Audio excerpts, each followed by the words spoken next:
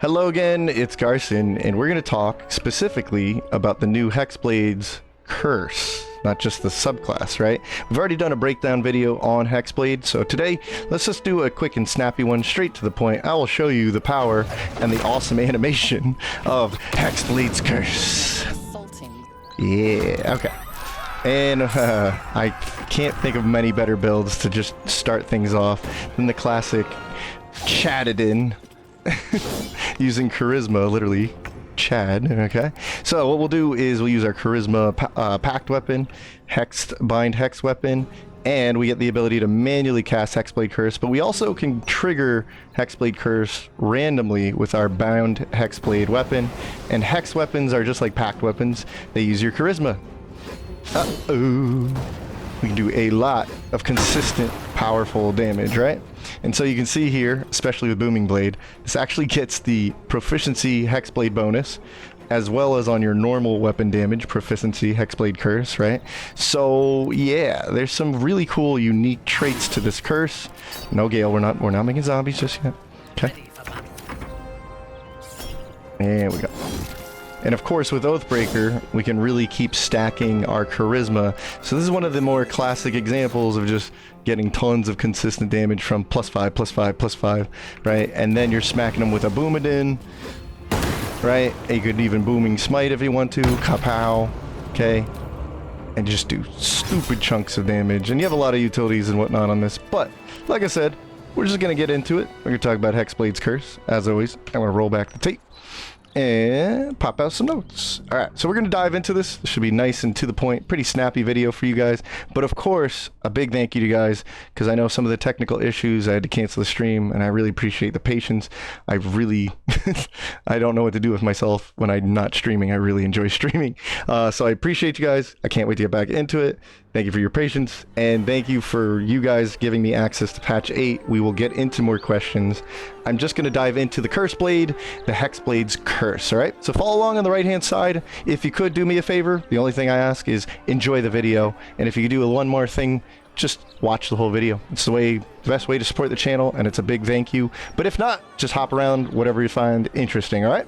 So we'll dive in. I'm still looking at your patch 8 questions to make things easier for today, just to focus on what we're talking about. Let's talk about patch 8. It is subject to change, but once it does roll out, you'll have one new subclass, one each for each class, right? So there'll be 12 new subclasses in total, and we've done a Hexblade breakdown video called the Hexblade Warrior, where I go over most of the details with the subclass. We're even playing it in the current run 3 with all the new subclasses. We're on the final run out of 3 runs, and Hexblade is not disappointing me. I love it, and I love it largely because of what we're going to see here, right? So the new Warlock starts at level 1. You just choose your subclass. Something nice about Warlocks. And we'll talk about a level 1 dip in a moment. But right at level 1 is some really low-key amazing stuff. Martial weapons proficiency, medium armor proficiency, the ability to use shields, right? And bind hexed weapon. This works just like a pact weapon, right? So we'll just keep it super simple. But you'll notice here, there's also one other thing. Other than just making your weapons now work off of charisma rather than strength or dex, you actually get Hexblade Curse randomly applied, plus you also have a short term or short rest resource, like you can use this once per short rest bonus action to apply it manually. So it's really reliable, and it's great that it's really reliable because Hexblade Curse, like I said, can be applied 2 different ways: hitting with your weapon, randomly getting it, which actually does happen pretty often, or just using this bonus action. So maybe a big boss fight like Merkel or whatnot in the fight. Okay, so the curse itself, though, is actually a condition. So let's take a look at it in game, and I'll go over the details here. You'll get the 10 turns of a curse, right? So cursed by Hexblade Warlock. The Warlock who cursed this target actually gets a proficiency bonus. And the number they need to roll critical is now 19 instead of 20. So 19 or 20, you get a higher chance at critical hits. This lasts for 10 turns, okay? And whoever applied it, the Warlock, the Hexblade, gets bonus damage proficiency. So that's up to 4. By level 9, you have 4 bonus damage, okay? And the number to crit is reduced by 1, so this stacks with other effects. And you actually heal, even if you don't get the finishing blow, you'll heal based on, let's look at Gale for a moment. He's a full Hexblade. He'll be healed based on this Warlock level, plus the Charisma modifier, plus 6 on his case, okay? So it's a big heal for just killing them just because they have the curse on there, and you didn't even have to land the killing blow. So the Warlock level plus the Charisma is the heal. This applies randomly and actually pretty often. I'm not going to lie and tell you a number or what I found on a wiki. I just try to come from my own sources. I can just say from playing the current run on stream, happens really, it's pretty reliable. But it is funny when you just kill somebody and heal and you're like, oh, I guess I cursed them and they died. Okay, cool, thanks for the heal. But like I said, what makes it really consistent to trust and rely on this damage is at least your big guy, your big enemy, or once per short rest in fights, you can rely on at least getting this off and using the bonus action to guarantee that it happens. Unlike, let's use Hex's comparison. It's not a concentration, and it doesn't have a 1d6, so it's consistent damage with many benefits, and we'll see what those are, and you'll always have at least one per short rest, which is really amazing. By the way, since I have so many Hexblades right here, okay, I just want you to know, take my word for it just to keep the video down, a little slim the fat, right? Basically, other Warlocks do not benefit, and you can only have one curse at a time. So if Gale applies his curse, Will or the rest can't apply their curse. You can only have one Warlock curse, which is funny because I know you guys are thinking, level 1 dip, I'm going to put this on everything. Okay, we'll get there. So just keep that in mind. If you do have a team with a bunch of Hexblades, they cannot benefit. So it's whoever cursed them first, whether it was random or applied, and the other Warlocks won't benefit just because they do have the curse on it. Doesn't mean we all get to dive into it. So a little selfish in that way. But this isn't, the damage isn't just related to Hex weapon attacks. You'll notice that Booming Blade actually gets bonus damage to the Thunder and the slashing. No, it does not get damage with the condition. It doesn't benefit that. But it does get, you do get bonus damage with Booming Blade and 2 times bonus, okay? This is effectively a 2 times bonus. Eldritch Blast and even Magic Missile and just about bows and anything else you can think of. Think about this. Eldritch Blast is 3 beams of this much damage plus the Hexblade curse damage, so proficiency 4 damage, and the chance to crit is even easier, right? So all 3 of these beams benefit from that. That's 4, 8, 12 more damage from a fully loaded Eldritch Blast, right? That's nuts. If we go to our Bladesinger, it's actually really nice to have our Hex Bladesinger here rely on and spend some spell slots on Magic Missile because they don't have an intelligence roll, they always hit. And they will each missile get 4 more damage, which they already do 3 plus whatever you rolled, right? So this is actually really reliable too. And yes, an evocation wizard would love to a dip into Hexblade because of this. It's a request. I've heard about it. Yes, it does work. It's stupidly powerful. Okay, we're not going to see it in this video, but I just want you to know that. And so only the Warlock gets the damage bonuses from this. So it's not like you can apply it and your team gets it or other Hexblades gets it. The crit reduction can stack if you're building for crits. I've done a video about how to fish for crits and stack stuff. But at level 6, Warlock can summon the Spectre. So let's talk about these real briefly. This needs its own video, and I will do a breakdown about the Spectres. But just a note, at level 6, you'll pick up the Spectre ability. When a target dies, again, you don't have to be the one who killed him. When a target dies with a Hexblade curse, you can revive them or res them into undeath as a floating Spectre that helps you for 10 turns. So if they have the curse and they die, this is apparently a once per long rest, but you can see on the stream, maybe it's bugged. I get this all the time. So I kill somebody with a Hexblade, it just keeps asking me. It does cost a reaction point, but you can keep getting multiple guys out. And we've done a video answer for one of you guys' questions. You can have the Duelist Prerogative, which gives you 2 reactions. Yes, you can get 2 Cursed Spectres in 1 turn. I don't know if this is intended, but I really don't think it's that strong. But dude, once these pop off, these are kind of crazy. But like I said, we'll focus on another video. Another thing about investing more into the Warlock rather than dipping into this, you get the Armor of Hexes. So to keep this brief, if you're fighting somebody who you've given the curse to, you have a chance to dodge their move, completely negate the move. It'll count as a dodge or a miss, but 50-50 chance flat out, okay? It's nice that it actually tells you what the percentage is this. Okay, so if your target is cursed and you're fighting them and they attack you, you can use your reaction point to fully negate on a 50-50 chance, which is really nice. Like, doesn't cost you anything. You're already passively cursing something by hitting them. Okay, so level 1 dip, So let's talk about the level 1 dip, and I'll give you the best example I got right here. Because you swing a lot with a Fighter 11, and thanks to Eldritch Knight and War Magic, right, you swing even more. And you can use Booming Blade and 3 more attacks, all thanks to this setup here. But let's say you wanted to use Charisma on your Fighter. Let me go over some things, right? Naturally, it's good. I know a lot of people are also suggesting something I thought right off the bat. I want a Swashbuckler with 1 level of Hexblade because I'll get the Charisma weapon, and it makes sense there. You know why? Because it helps you with being single ability dependent. It helps you be sad, right? Warlocks are great at being sad because they only have to really rely on 1 ability score, Charisma, and it does a lot for them. They're socially powerful, like outside of combat. They can literally tell people to kill themselves, okay? And they also get the benefit of using it for their weapon, and their Eldritch Blast, and their cantrips, and their spell casting, and their spell attack, and so on and so forth. So, if you want a character that just focuses on 1 stat, play a Warlock to level 12. No, I'm joking. But, yeah, this could help you with that, if that's your goal. And Charisma can really reach a high number thanks to, you know, the Shar and Mirror in Act 3, or the Birthright you get in Act 3. So you can get this thing up to like 24 Charisma. It's one of the highest possible stats you can have in the game, right? Charisma casters, right? Maybe you're trying to infuse or do something cool in a multi-class with a Charisma caster mixed in, right? And so you're going to use Charisma casting. So you want your weapon to also hit with Charisma. Hey, that makes sense. I get it. There's also the benefits of social proficiencies. And remember, I was saying, I don't think it's just about the Charisma weapon. It's the martial proficiencies. You get medium armor, shields, you get this Hexblade curse. And that's what I want to think is, I would argue the curse is just as important to consider if you're really going to do this level 1 dip, because, well, okay, think about it. You could do this, but do you really need it? Okay, like I said with Jaheira, this is a really good example of using it, but it's still a really large cost. I'm going to assume you took Hexblade 1, started off, because you really want this thing right off the bat. I don't know why. So you got your Hexblade bind hex weapon, right?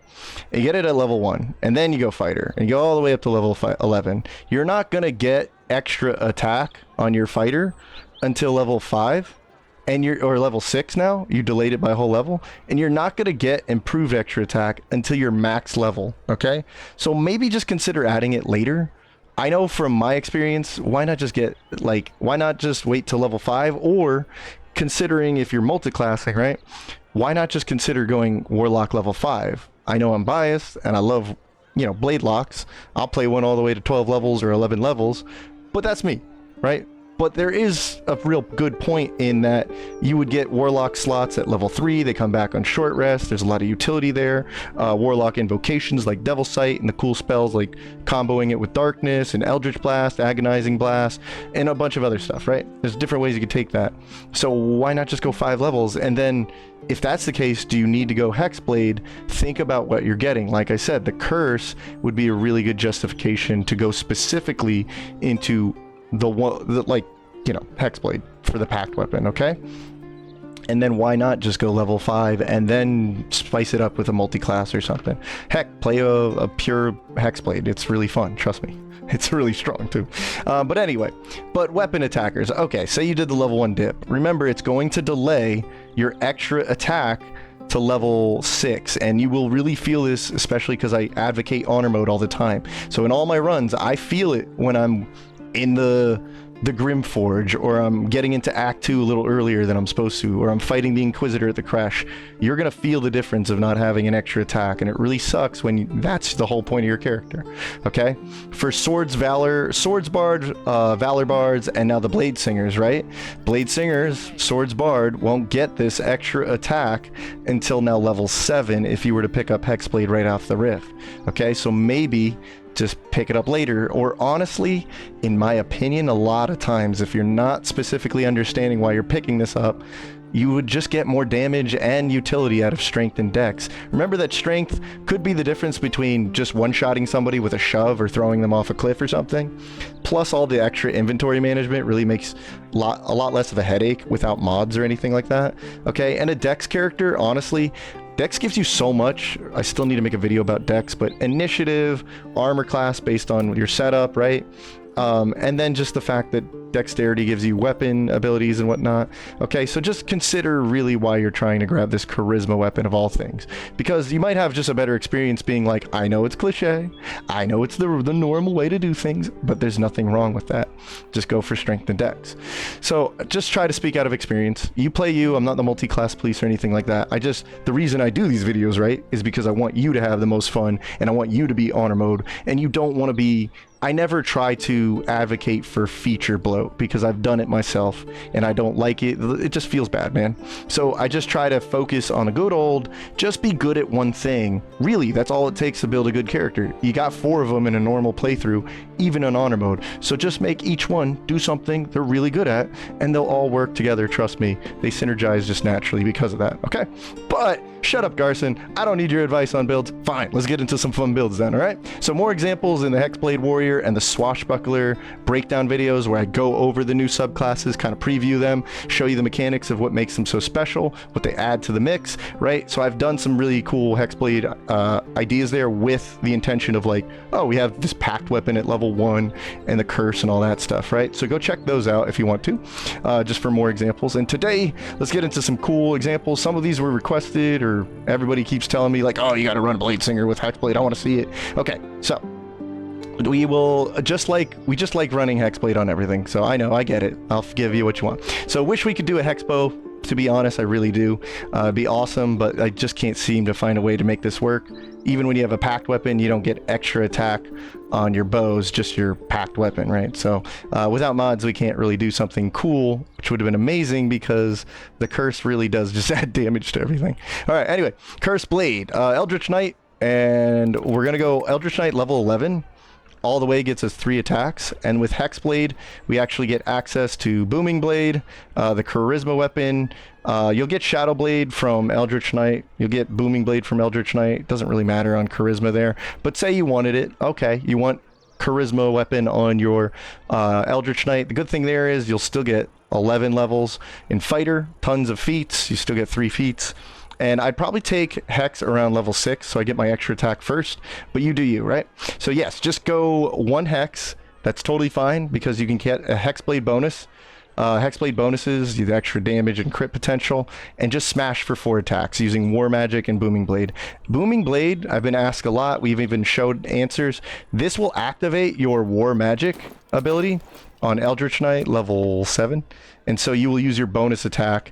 After you use a cantrip, you can use your bonus attack for another action. This definitely works, okay? So this is a really straightforward, do one thing really good, bro. Okay, yeah, I'll show you how to do something really good. I don't think I can even have these guys survive. Here we go. Of course, you know, if I miss, whatever. Okay, so I activated that. Since I started my combat, it glitches and it lets me use it again. Don't worry about that. Okay, so we slam them, and we slam them again. And now I'm able to use my bonus action. So that's 4 attacks, right? And if I want to, it was a big target, I could set up my curse ahead of time using my bonus action. So there really isn't much to show with this. You just smash things with your Hexblade curse weapon, right? You just Booming Blade to start. That's going to activate War Magic. You have 3 more attacks to go. I doubt they survive, right? And Shadow Blade is kind of ridiculous. You can do Shadow Blade with strength and dex, like I said, but it works here too, right? So, Shadow Blade, you'll pick this up at level 8 Eldritch Knight, or 9. No, I think it's level 8. Oh, it's level 8, but around that time you'll get Ketheric, depending on your level 1 with Hexblade or whatnot. So around the time you'll fight Ketheric or whatnot and find the Resonance Stone, just keep in mind Resonance Stone doesn't give any bonus damage to Merkel, but whatever. You'll be getting the Shadow Blade, and the cool trick I've been trying to show people here is if you just use an elixir of Arcane Cultivation, you'll get a level 3 spell slot and be able to upcast this, and it lasts the whole day, no concentration. So excellent. You have an even stronger Shadow Blade, even on an Eldritch Knight, right?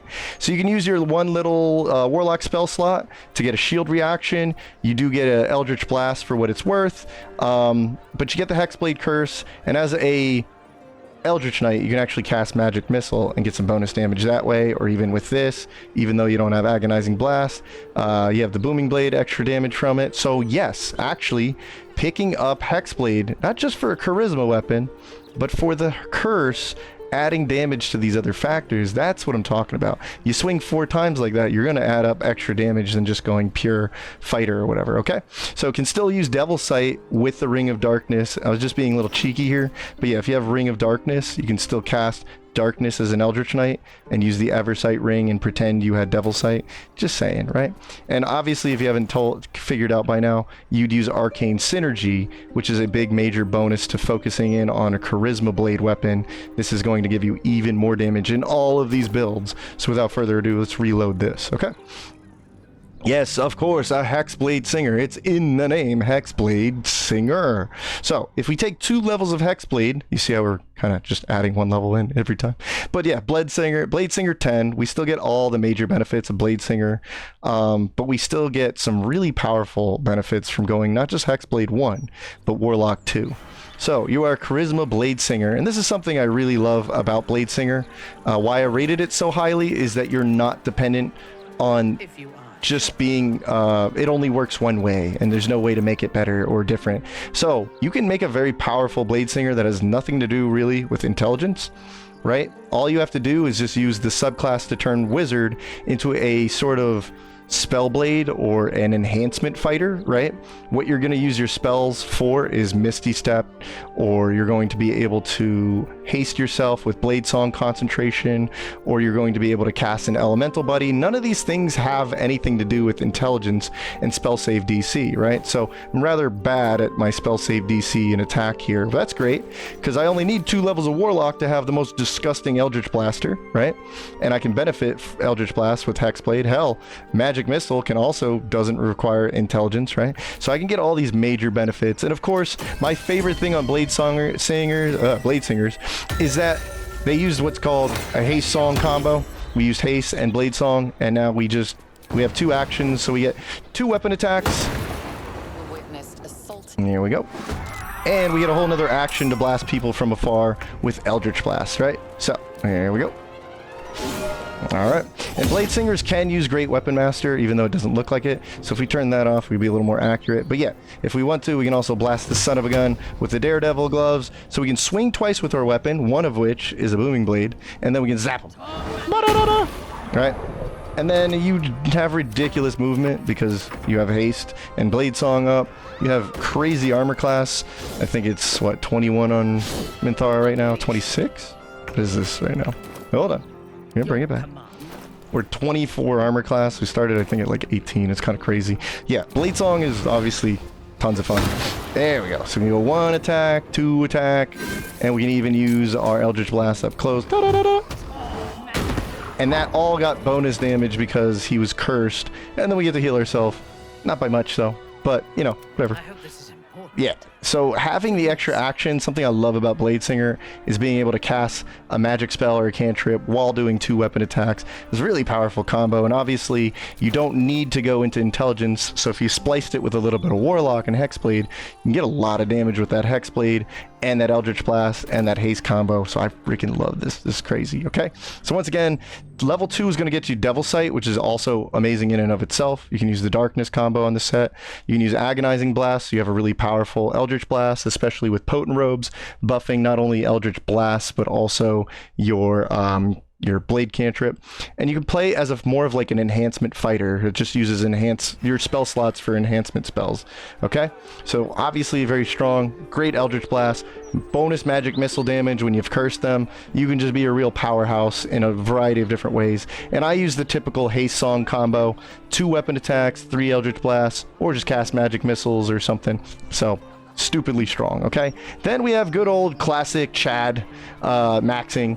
Basically, you're maxing out your charisma, and just that weapon is just getting tons of benefits from Arcane Synergy, Aura of Hate. The Hexblade Curse is adding proficiency damage and so on and so forth. Plus, it's a cool theme about Fallen or Dark Paladins, since you broke your oath, but fell to like the shadow side from the Curse Blade taking you over, or giving you a new kind of dark pact with a blade or something. So, consistent charisma attacks. It's just consistent damage on this. We saw it at the beginning of this video. So again, if you just start off with a curse, the moment you swing at something, especially Booming Blade activating your cantrip, Arcane Synergy damage, like just insane damage. Okay, ooh, shield. Ooh. You also have shield, obviously. So come on over here. Got Arnson swinging at me. This guy's no slouch either with armor class, because with shield we went up to 26. We're going to use Booming Blade. Oh boy! And we do have the option of Nova, which would be like burst kind of damage where we expend resources, so we can Booming Smite. Kaboom! And thanks to like these Warlock slots, we can actually Booming Smite kind of like often, even though we're burning through resources per fight. No big deal. But we don't have to. Oh yeah, we're not using that.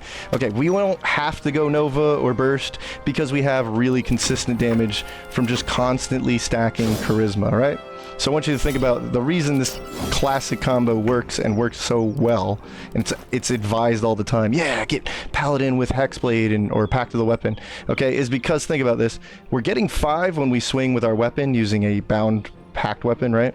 But then Arcane Synergy can activate with Booming Blade. It can activate the ring or the helmet, but that's 5 more charisma damage. Okay, but we've been using that on all the builds so far. What takes us up a notch is the Aura of Hate from level 7 Oathbreaker. That's 5 more charisma damage. So if we use like the mirror, we can actually bring this up to 22. That's 6 plus 6 plus 6. Uh-oh, the dreaded 666 damage. And then we just slam them with Booming Blade. We got the curse on there. Sadly, the curse doesn't increase your boom smites, but dude, I mean, when you want to, you can go Nova or Burst.